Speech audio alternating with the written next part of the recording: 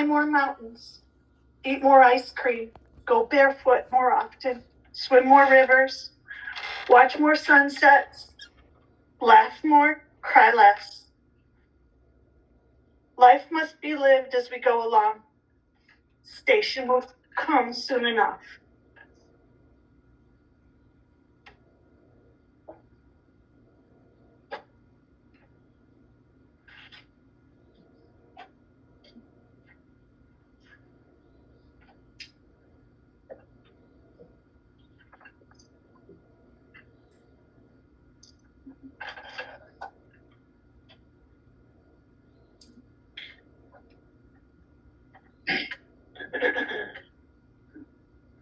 On behalf of Kate, Will, Sarah, Emily, and Brian, as well as Kip's immediate and extended families, a heartfelt thank you to everyone.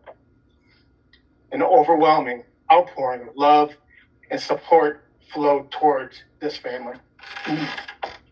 There were calls, texts, emails, flowers, and meal preparation.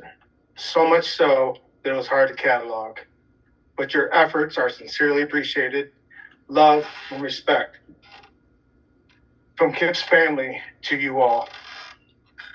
A little bit of the itinerary. We're going to start with Kip's eulogy, delivered by his brother Jock. Hear a poem from Emily. I'll give a Bible verse or two. And we'll open up our memory sharing for the group here today. After I close, we'll hear the bagpipes again. This will conclude our gathering, but the family invites you to a luncheon at the Catholic Church here in Milan at 420 North Street. There's only one Catholic church, if you have to Google it. It's tough hearing that poem. It's a little off script. I did not write this down, but I originally did, then I deleted it. My kids will laugh. I hope you do too. But it's from Smokey and the Bandit. When Jackie Gleason or Sheriff Buford was chasing the bandit, a funeral had blocked him. And there was a car after car after car. And Jackie Gleason says, "Man, that son of a bitch had a lot of friends." And I look here today, a lot of family and friends, great support for the McCulloughs. That was our script. I'd like to introduce Kip's older brother, Jock, to read Kip's eulogy.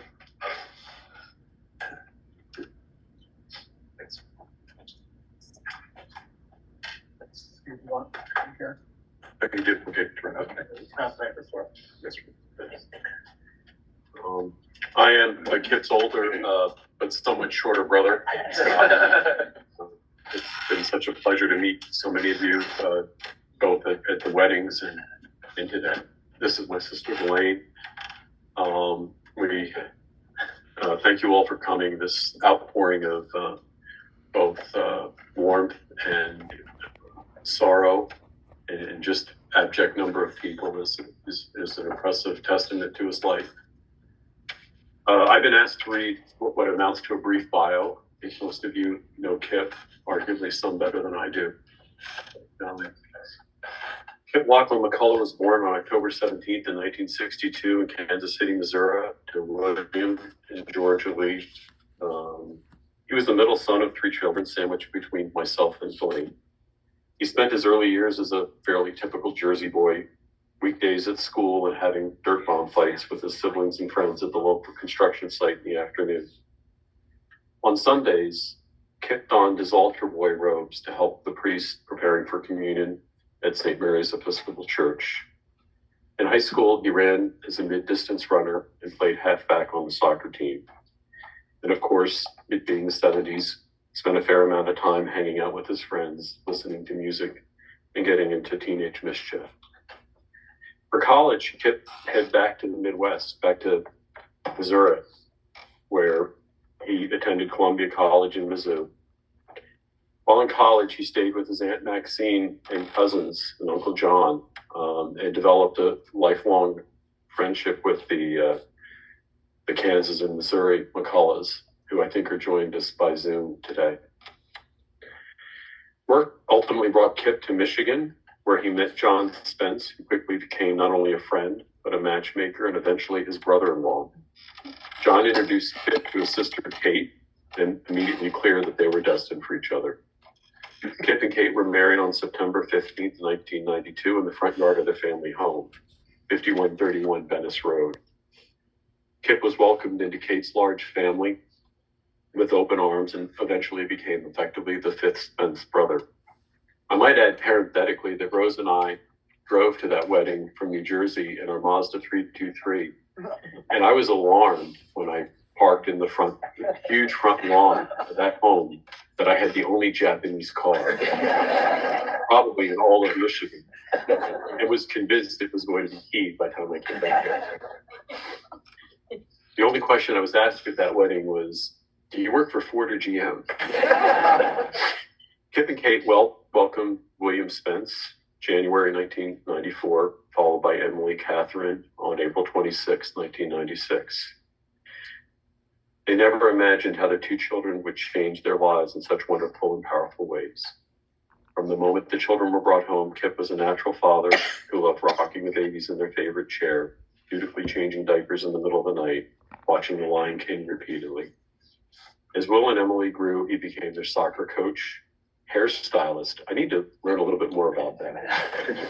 Mentor and confidant. Together they read through the Harry Potter books, binged on diners, drive-ins, and dives, played endless hours of board games, spent hours spending in the backyard, swimming in the backyard pool, and presumably that was the introduction to water polo. Engaged in epic Nerf fighting and fort building games, built campfires for which apparently they had to alert the Ypsilanti Fire Department where it was going to be built. Go-karted through the woods and went on memorable family vacations, toured in a pop-up camper that involved nightly dinner around the table, made mildly deformed Christmas cookies, and cooked up the best egg sandwiches for breakfast that unaccountably due to his Jersey days. Kip's and Kate's family soon grew when his son William married his wife Sarah, and their daughter Kate married her husband Brian. As excited as he was for his family to grow, he was not aware of their fatal flaw. I don't know how many of you know, but both Brian and Sarah are Patriots fans. This led to much good-natured ribbing through the years. Kip cherished Sundays that he spent watching football, surrounded by his family and friends. His in-laws did eventually redeem themselves in some small ways, mainly through hours spent playing and losing euchre, meandering around the golf course, asking for an occasional chaotic ride home from the train station. Kip was always there for whatever his family needed. There was no ask too big or too small. He had a long and dedicated career in the logistics industry, in which took him around the country and introduced him to a wide array of coworkers, some of whom have joined us here tonight. They became not only coworkers, but lifelong friends. He could regularly be found reclining in his office chair, chatting up a storm with a friend from some faraway state on a Friday night, discussing undoubtedly everything but work. Kip's greatest adventure began when his grandsons, Crew and Nash, were born. From that moment forward, he became known as Papa. This is where all of Kip's true qualities shone the brightest. He loved to spoil, play with, and dote on his grandbabies. Looking through a window, it looked as though three best friends were spending time together. Kip was a diehard Kansas City Chiefs fan. One of his favorite memories was going to Arrowhead Stadium and watching his Chiefs with his love and partner in crime, Kate, for 33 years. He also loved golfing, hunting, and family game night. His stories were infamous and every detail was just like him, accurate. While he loved all these things, he always loved them more when his family was there to share them with him. Family was everything to Kip.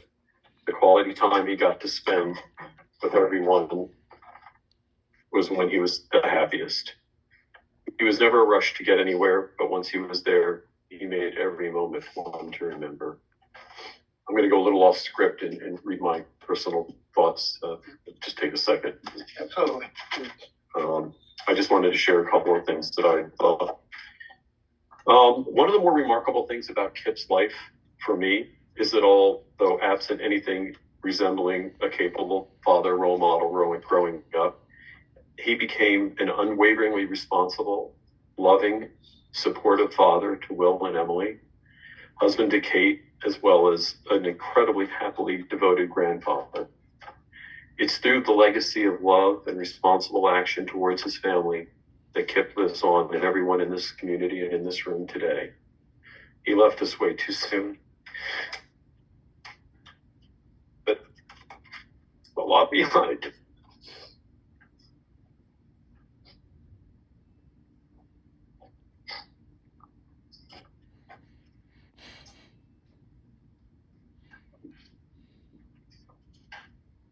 Kip's daughter, Emily Harding, is going to read us a poem now.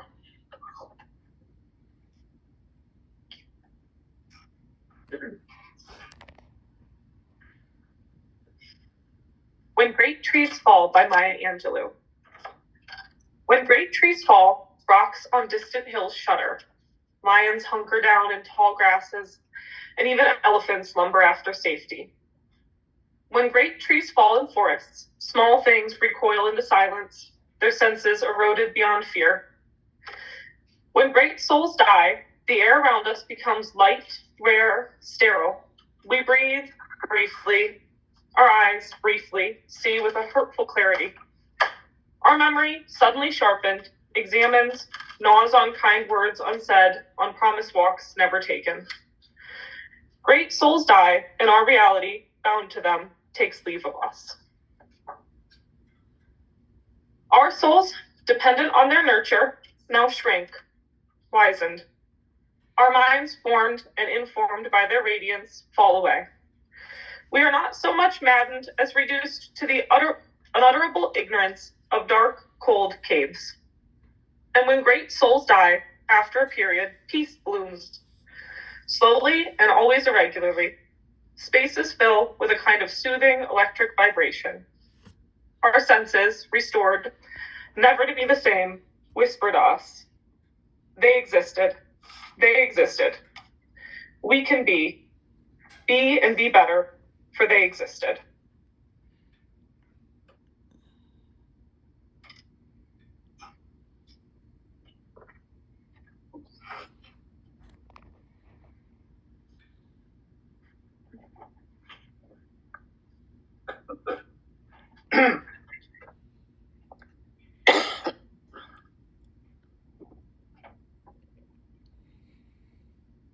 This past Sunday afternoon,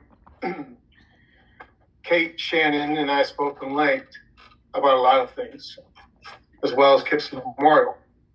A very timely call that allowed us to start planning. Kate told Shannon and I something during our call Sunday afternoon that was the most important sentence of the entire conversation. It was the apex of this past week, where tragedy meets healing. She said Kip was a believer. Knowing that makes today a little easier. It made this tribute easy to write. Well, not easy, but it sure simplifies it.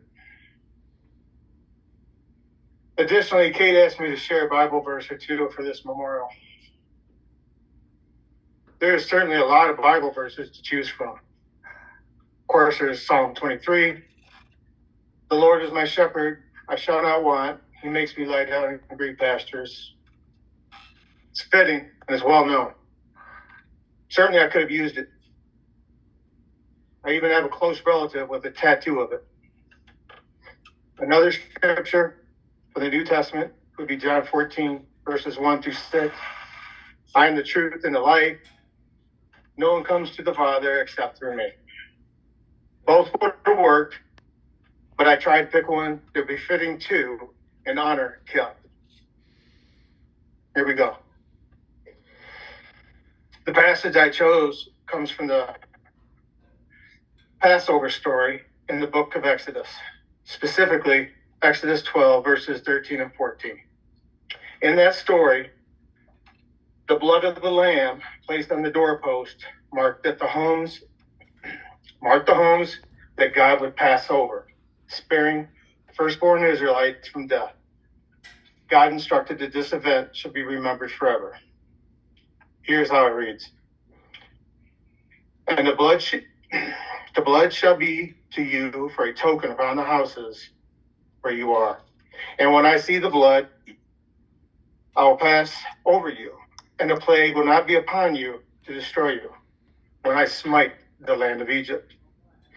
In verse 14, and this day shall be unto you for a memorial, and you shall keep it a feast to the Lord throughout your generations. Shall keep it a feast by ordinance forever.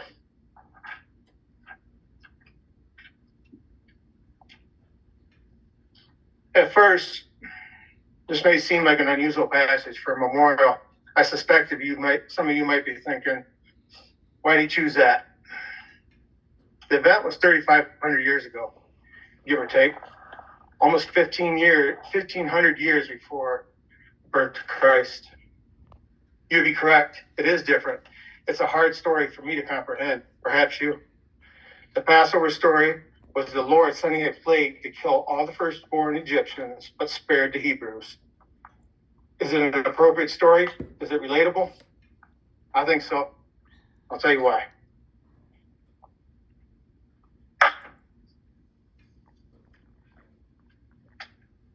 Sunday night, Shannon reminded me of something about Kip. Most years, on or around Palm Sunday, Kip would watch the Ten Commandments. A long film with Charlton Heston portraying Moses, leading the Israelites out of Egypt and toward the Promised Land. It's this film, it's this story, it's this passage that I believe is most fitting for Kip. It was a long movie showing Hebrew slavery, the building of the Sphinx, the 100-foot gates, and the statues of Pharaoh, but also the journey of Moses and the trials of what he was commanded to do. Passover is the turning point in that movie. The journey to the Promised Land wasn't an easy one. The Israelites they had to cross the Red Sea, had to travel to Mount Sinai, build a tabernacle, and told to enter Canaan, but wouldn't enter due to fear. Then they were commanded to wander in the desert for 40 years, eating manna and quail. 40 years in the desert, till the generation that refused to enter Canaan was no more. Kip understood this story well. I suspect he knew the scripture behind it, inside and out. There is an unlimited number of parallels, inferences, and stories I could have used from this Exodus passage to describe Kip's life, his journey, and his untimely death. But I don't have to. The story is spelled out for us. This is how. About 1,500 years after that first Passover, Jesus entered Jerusalem to celebrate Passover himself as commanded.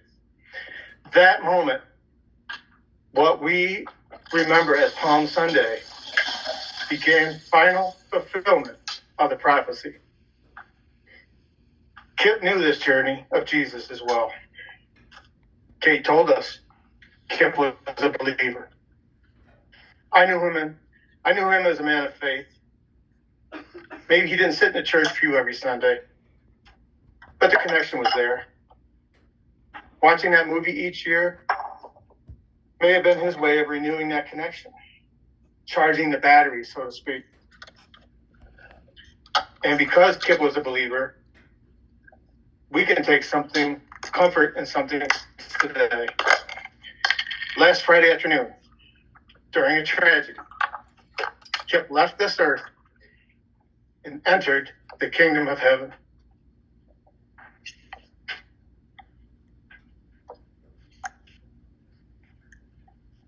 All the wonderful qualities we'll share and talk about today, what was read in his eulogy, his love for Kate, his dedication to his children and grandchildren, his loyalty to family and friends, his commitment to work.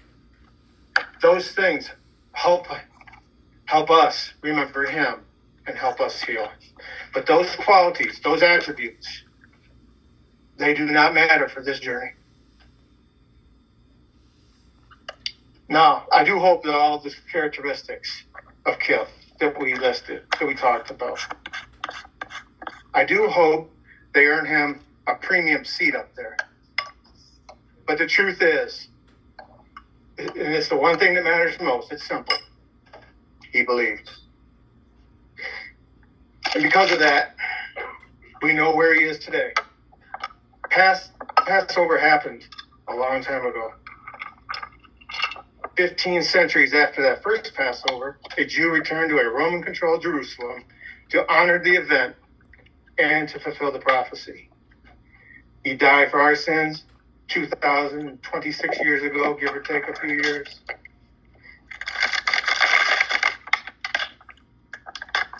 There is a great deal left for the McCullough family to resolve. Family life adjustment, as well as getting through the mechanics of sudden death. The family landscape is forever changed. There will be months and years ahead for this family to adapt, heal, and deal with this heartbreak. Last Friday, tragedy hit us.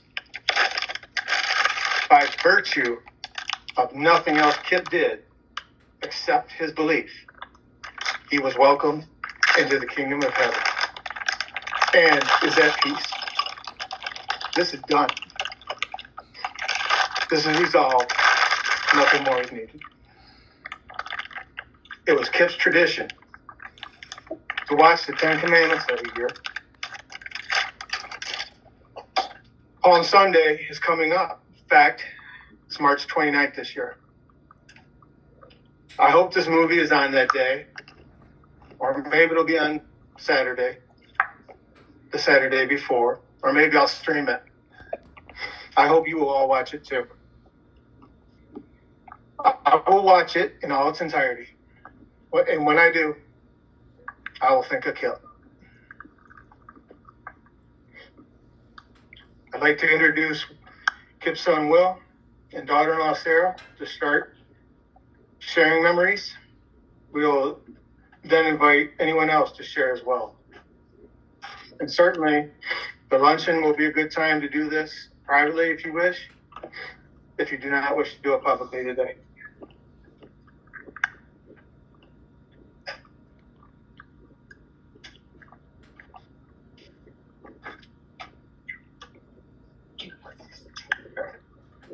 For those who couldn't tell, my father was very proud of his Scottish ancestry.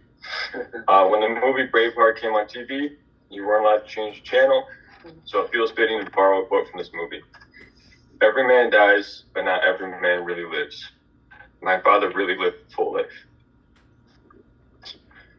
While I'm overwhelmed with grief, I was blessed to share the time I had with him. He showed me the importance of the little things and being present for the people you love and care about the most. I encourage everyone to think about a small moment to share with my father, because it really is the little things that create the biggest impact.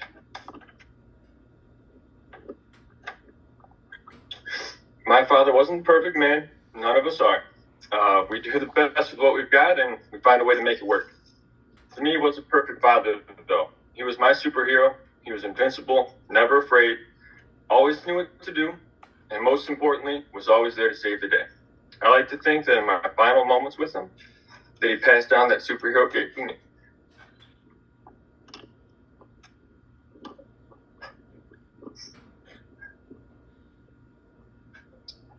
And so he passed the superhero cape to me so that I can follow in his footsteps with my own sons. I hope I can be half the superhero to them that he was to me. Dad, you're always going to be my hero. I know you're watching down on me right now and will help guide me as you always have. You're all a son could ask for and more. Find peace in this next stage of life knowing that I've got this. This isn't a goodbye. It's a see you later. I love you, Dad.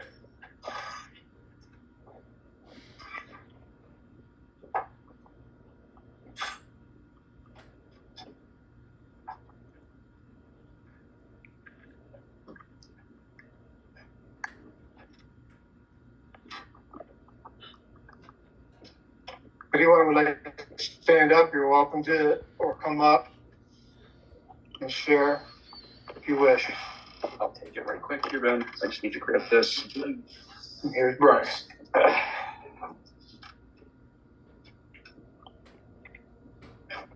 me just give me a second to pull things up. For those of you who do not know me, I'm Brian Harding. I am Kip's son-in-law. I'm married to my wonderful, beautiful, amazing wife, Emily, who I call Em and everyone else calls. I want to take a second here to find a story that was shared with us from a cousin, family member of Kip's, and give me one split second here. Believe it or not, we've gotten so many text messages and so many people that it's really hard to find what I'm looking for. I apologize, guys. Here we are. So if you're online, you sent this in privacy, I apologize. We're going to read it to everyone. A couple of things I'd like to actually address first. So when Kip would watch the 10 Commandments, he would watch it as God intended, with commercials. It would take roughly 4 hours, and you would get the text that says 10 Commandments is on, and you'd have to pause what you're doing as he would give play-by-play updates, a movie that everyone had seen, at least in parts, over the course of time. Kip, as a father-in-law, was a man who took me in as part of the family, who taught me even more about loyalty, about love, and about passion for the family. He taught me how to have fun in a way that I never knew I could. He taught me how to love in a way that I didn't know I was able. So I am very proud to have known Kip. I'm very proud to have been able to marry into the family against, some better judgment of some people. But I would like to read a story about when Kip met some of his cousins and arrived to Missouri. And if you pronounce it Missouri, you'll get in trouble. It's pronounced Missouri. It was a late summer day. Mom had hired a window washing company based in a commune near Fulton. The washers had removed all the screens, and when they disturbed the nest of snakes, with the mother snake and many, many babies, the babies considered the house as a safe zone, wiggling all over the low window sill into the living room. Needless to say, the window washers made a fast exit from the house of horrors, and it was while Mom and I were grabbing and searching for the numerous little wiggly babies that Kip pulled up, joining right in with the snake search, and only after hours of ridding the critters out of the house did Kip say, "Hi, I'm Kip." Kip stayed with us until he got established in school, in an apartment, and continued to work at the stables. He was very good with horses, and his sense of humor a good addition to the sometimes stress-filled environment of boarding a training barn. After graduating, Kip came back once with Kate and introduced her to Mom and Dad and have a hike around the farm. We knew he was in good hands with her, and they made a beautiful couple. I'd like to point out the next text I get, which is, I'm sorry, Sarah and Brian, I didn't actually tell you who I was when I sent this message. So, just wanted to share a quick story there about Kip, and the more stories you hear about him, I'd like to point out again that every one of them is accurate. Every detail about his drives are accurate. Every detail about his golf scores are accurate. And one thing that Kip always would do when he would come over and you'd sit down on my counter and you'd tell stories about his son and his daughter and their exploits, about water polo, about the things they did, how fast they ran, how hard they threw the ball, how in charge they were of everything that they did. There was no better story that he liked to tell than about Will and Em and everything that they've done. Kip lives on very strongly in them, and we're so blessed to have them, and I'm so blessed to have known Kip. So I hope that you all can share the memories that you have with him, take them to heart, and use his memory as a way to continue to grow and get better.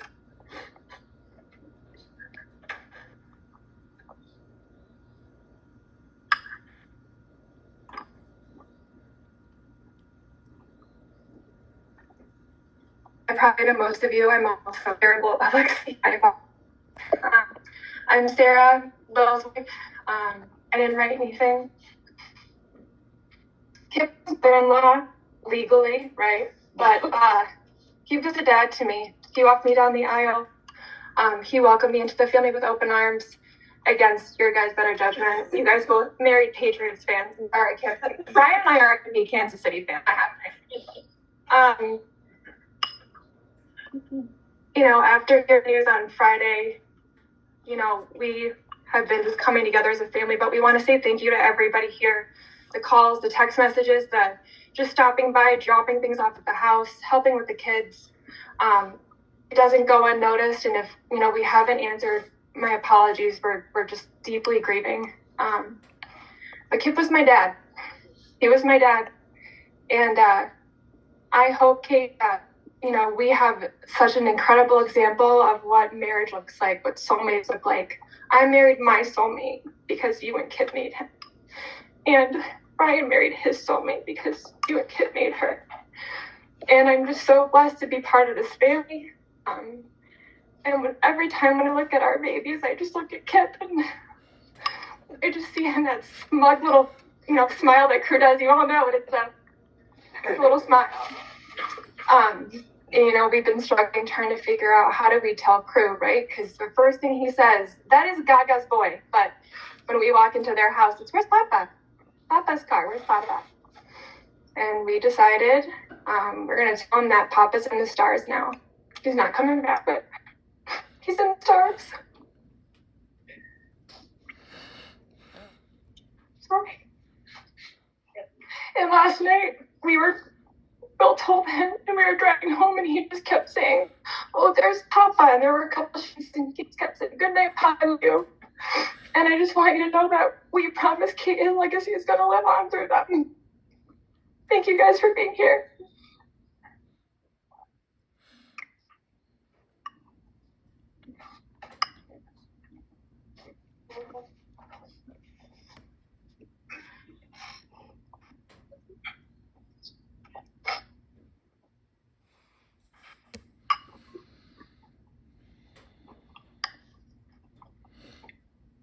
So for those who don't know me, I'm Joe. Kip was my uncle, godfather, friend, and roommate. So I lived with Kip and Kate for about a year in between end of school and starting this current job I have. When I tell people who don't really know, people mainly outside of here who don't know me as well, they kind of assume, oh, you had a bad family life growing up, or which isn't the case, obviously. But it's always some stigma why you had to live with your aunt and uncle. And I was like, well, didn't really feel like that. It was, I don't know, we were kind of friends. We had the same routine kind of every week. We'd watch whatever game show was on. We'd get the Jersey Mike's number 8 sub quite a bit, being around the house quite a bit. And then somehow one summer we finagled it where me and Sarah somehow golfed at least twice a week, and that got pretty competitive, actually. Like Brian said, every golf score was accounted for perfectly. So yeah, I hope someday I can return the favor to a future niece or nephew, because that was a fun time in my life doing that, and I appreciate it probably more than he knows. And we had a great time. Then I wanted to touch on some of his personality as well. He had a big personality, and I remember there's one night in Northville with he wanted to go to trivia with Em and Brian and myself, and my wife and I just picked up these ponchos from Mexico. The Chiefs poncho and Alliance poncho. I don't know why they were cheap, but we got them, and I gave that one to Kip, and he said, well, I just want to wear it out. There wasn't a game on or anything. He just wanted to, he didn't care. He just wanted to wear it out. I remember that walk over. It was only about a quarter of a mile walk, and we harassed Brian and them the whole way just because they didn't drive us. There he is.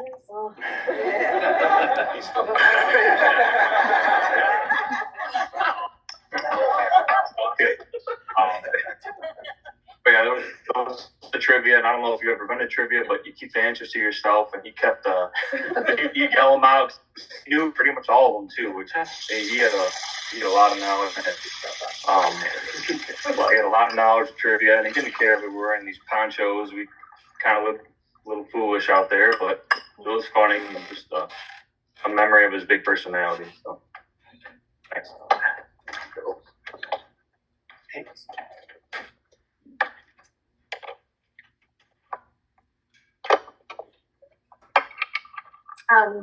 I'm Sister Delane.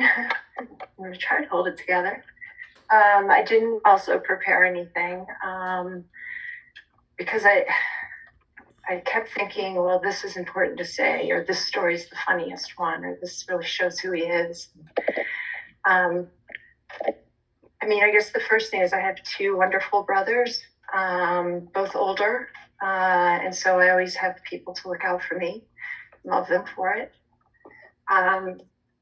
Kip was just growing up, we were so close, and we did everything together. We were in the dirt. I'd get jealous of his friends.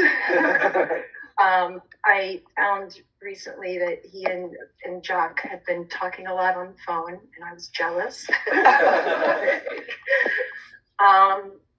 He was an unusual brother. I mean, I remember being in college, and how many people's brothers call them in college, and they're also in college, you know, becoming who they're going to be and doing stuff your family isn't part of and maybe shouldn't know about. And he would call and talk for 3 hours. We were all talking about this week, is that he could really talk. And I remember now, and I now I wish I hadn't sometimes, as a 19-year-old, maybe put the phone down and walked into a room, got something and come back, and he was still talking. I'd like to hear what he was saying for sure. Looking at these photos has been truly gut-wrenching. Looking at his lovely family is just also, I've said this to all of you, you just made his life. I mean, if you look at the photos, you were talking about Crew's smirk. I mean, from childhood all the way through, he's got the same smirk smile.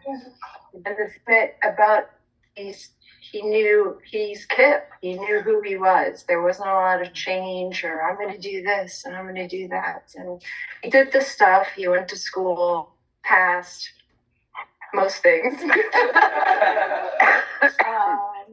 He went to work. He went to, had a career. But those were never the things that were important to him ever. Maybe his only professional regret was he didn't get to be a professional ice hockey player. But he was always about people, and that's what those long calls were about, and that's what everybody misreads. He would drive me in high school, which there might have been some questionable judgment here, and drive me into Manhattan because I wanted to be in New York, and drop me outside of the tunnel at Wall Street and just turn around and go back. And again, it's like he knew who he was, and it was always he didn't. It wasn't that he wasn't engaged in all the stuff that everyone is. It's just the only thing added to him was people, and you can see from this room, and you can see from his whole life that was what was important. Sorry.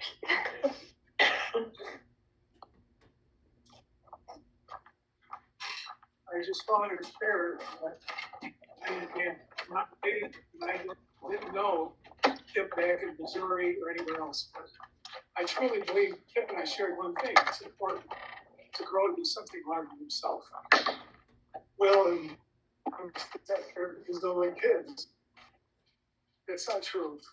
He's wonderful every year. He showed up every time. He coached, he was there. He has more kids than you guys. He has all those girls that play water polo, all the kids that you were friends with. That's the type of person I'm going to be.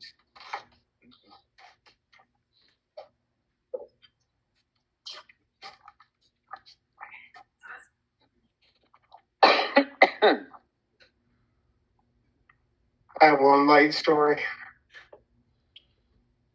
Try to make it brief. My brothers and I, my dad, particular year, we were out in Napoleon, and it became dark. Like, where's Kip? but he's a little bit worried. It's been like half hour goes by, 40 minutes goes by. And my brother John said, well, he's just hunting across the street. So can't remember if it was a combination of me or John or me and Matt or me and Steve, but we walked and we found him. And he comes stumbling out like he had saw a ghost. Granted, we had a few drinks that day. And we all know how Kip was with booze. So he's 15 feet high in this tree, goes ass over apple cart, falls out, and hits the ground. Surprised we didn't bury him then. It was at least 50, I don't know what it was.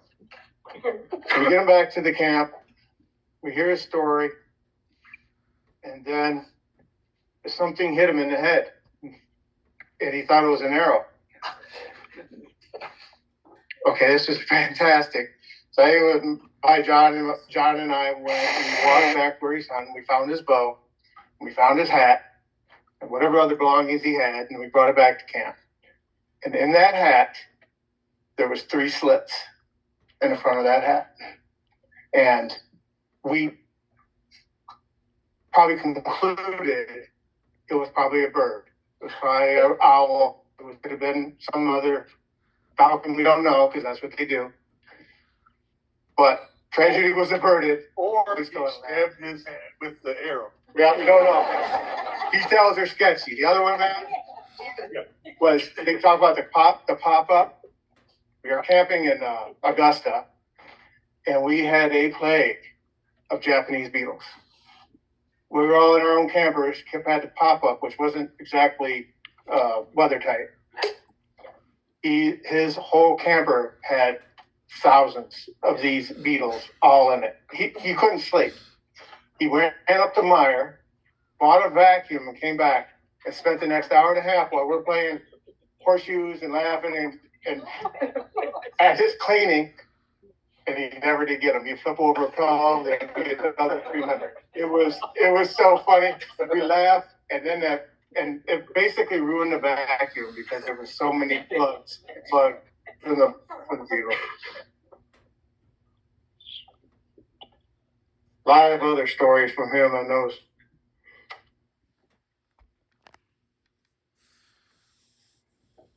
Anyone else today speak?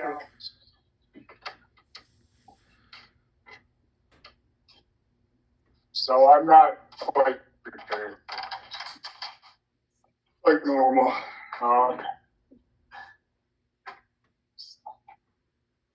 So I think almost everybody knows there were 7 kids in our family. So we have this large family, and it's very tough to really fit in, I think, for if you weren't born into the family. And so, but Kip fit in very well. He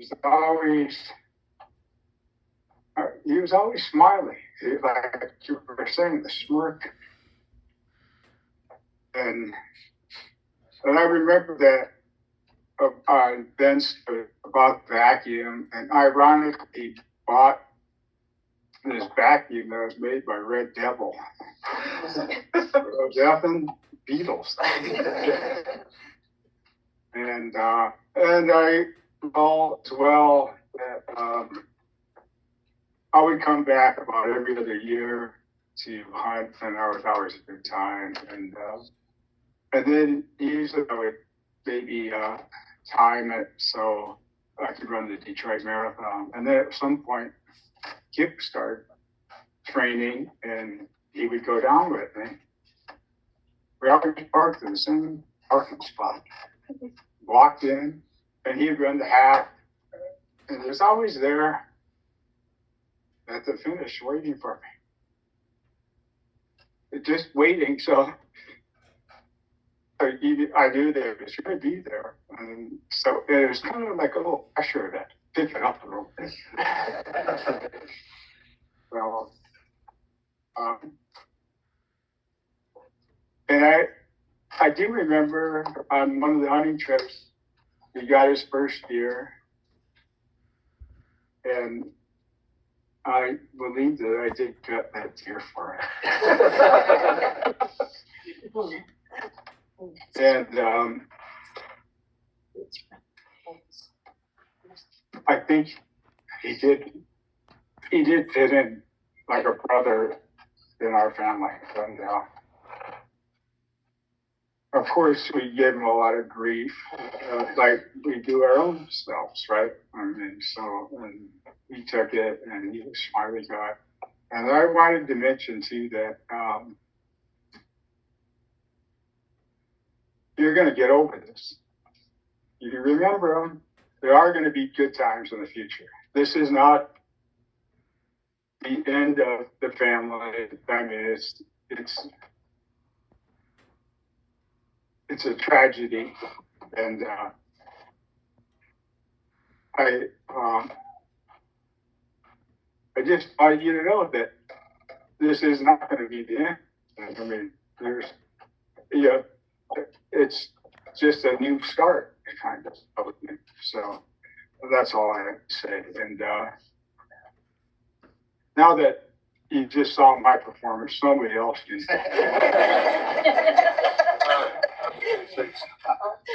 I can't do worse than that. Very good. Class. So I wasn't exactly prepared myself, but Kip, I met Kip's brother-in-law, and one of the people that gave him a hard time when he first started and made it, difficult as we could to join the group. And he came to our family, I think it was on Thanksgiving is the story I've been told. After everything's put away for Thanksgiving, my brother John shows up with this extra person at our house. And Mom had just cleaned up the kitchen and stuff, and John's just thoughtful like normal, himself. Doesn't really call ahead or ask for anything. Just kind of shows up that it's okay. And he was okay. At our house, there was always, there's always food. There's always something left over anyway. But he was introduced on that day as kind of a surprise. Here, I brought this other person along from work, and he kind of was a rough throw-in for him to come because the whole family's there on that day. It's not like a little bit. And from there, I mean, at that time, he had no interest. I didn't know if he even knew Kate. Probably that's right about when you met him. He wasn't one that you can see him in their picture. They're married back here. They're beautiful. I look at Kate particularly, but Kate's all right. She's beautiful. Right? Then you start going out with this guy, and he at first didn't fit my mental picture of something good enough. But then you get to know him, and everything that he talked about, he was expert at, pretty much.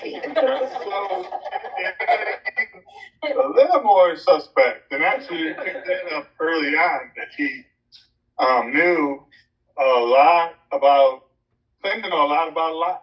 But he was willing to share his experience and talk about. He was never scared to, interject. Most people said, I'm one to sit and be quiet, never to stand up and speak. Like this. But he was himself the whole time along since we knew him. And as a group, he had to face a lot of obstacles within family, and everybody got their own crap in life on top of that. You're dealing with having a job. He was nothing but a worker his whole life, but that wasn't who he was. His family was, where was that for him? And I thought his sister Elaine said it well when you mentioned that you have, two older brothers. And losing my brother, or losing a family member, I had to ask someone at one time, one of my friends, is he still my brother? I said, yeah, you still got a brother. That person is still here. And they might not be, but they're never going to quit being your brother or your husband or your dad or whoever. And it helped me at that moment. It was to look back on and say, well, man, how dysfunctional was I even in my mind? That came across as a question. But when you're going through it, you know, it's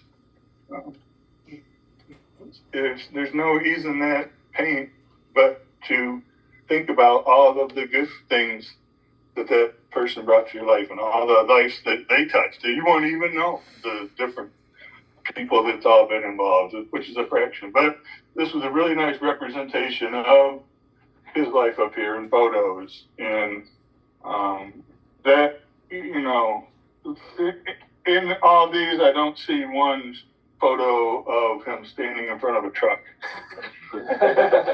doing something with work. I love him. He's my brother. I've been proud to call him my brother, and forever will.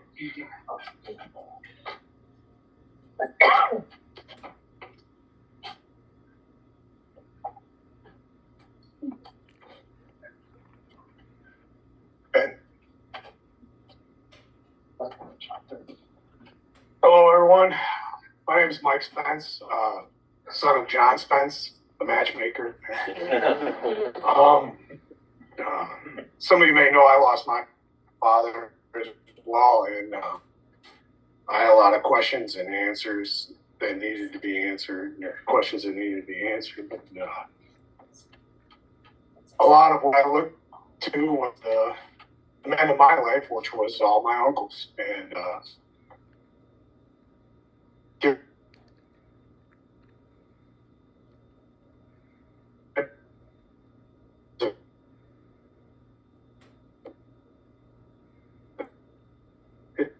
his energy, he was a big guy, right? We all know. He walked in the room, he saw Kip, right?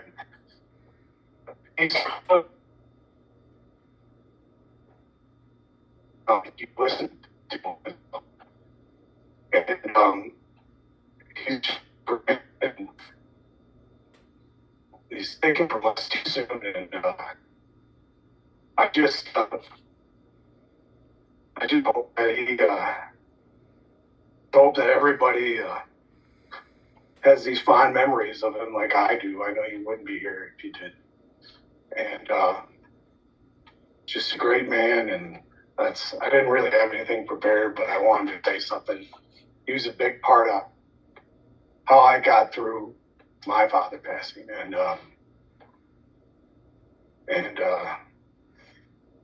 that's really it. Thank you.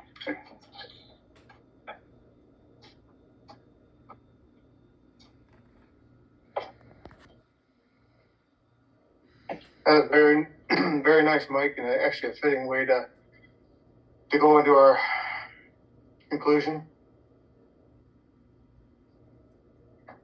With Kip in your family, you were a collection of educated and a great set of people, a solid, loving group. Without him, you are still smart, educated, and a great group of people.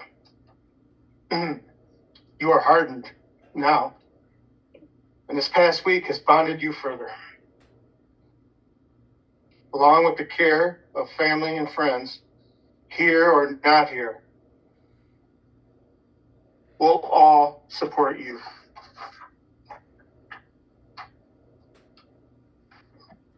We'll ensure you stay healthy,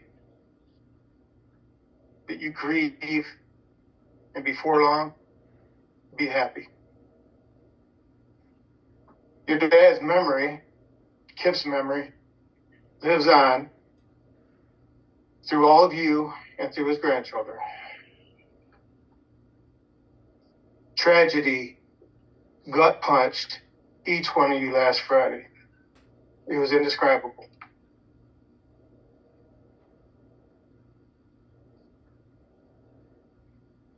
But it didn't fragment your family.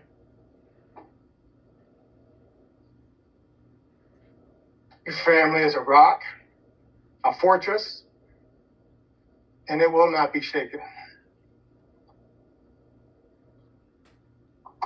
I will close this with a scripture and prayer. The reading is short and sweet and calm and comes from Psalm 62. My soul finds first in God alone. My salvation comes from him. He alone is my rock and my salvation. He is my fortress. I will never be shaken.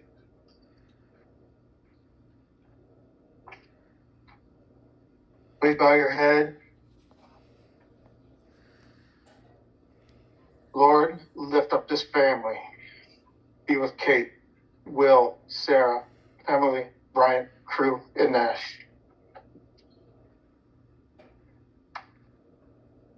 Be with us all in the days and years ahead. Afford them resolution, peace, and contentment, like you did when you welcomed Kip home. Amen. We're going to invite the Buddhas. But again, as he make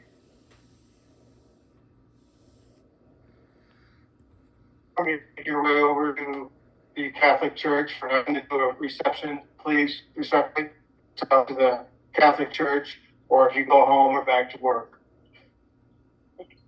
For now, we will listen to bagpipes one final time.